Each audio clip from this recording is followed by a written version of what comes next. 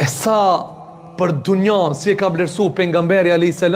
dhe si duhet ta shohim ne, mjafton të përmendet një storje e vogël nga jeta e të dërguarit të Zotit, teksa ecte vëllezër të dashur në rrugë, për një moment pa një dash, i cili kur kishte qenë gjallë, kishte qenë i dobët, i lisht, dhe lene që nuk ishte i fuqishëm i madh, por i dobët edhe i ngordhur, dhe me aromë të keqe. Dhe pejgamberi a.s.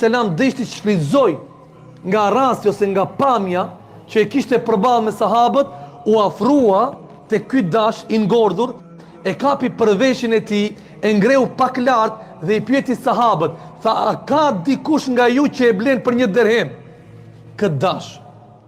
1 dirhem ishte çmimi real i një dashit në kohën që jemi duke folë për këtë ngjarje. Sikur tek ne për shembull 200 euro një dash.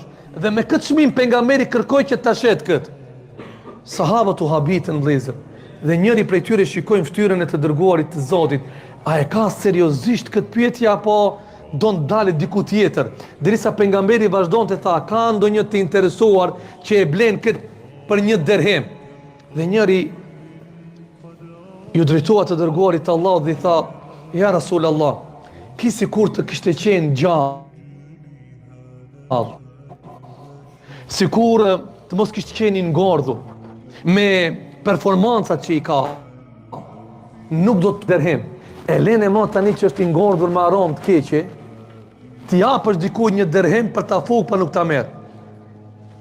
Atëherë i dërguari Allahut tha, për Zotin e madh, dunjoja për cilën ju mërziteni, dunjoja për cilën ju brengoseni, dunjoja për cilën ju ndodh që të mos flisni me vëllezërit e juaj, të jesh i hidhruar me fëmijën tënd, të jesh i hidhruar me evladin tënd, dunjoja që do ta leni një ditë në jetën tuaj, për Zotin tha tek Allahu xhelle xhelalu, ka edhe më pak vlerë se sa ky dash i ngordhur në sytë e juaj.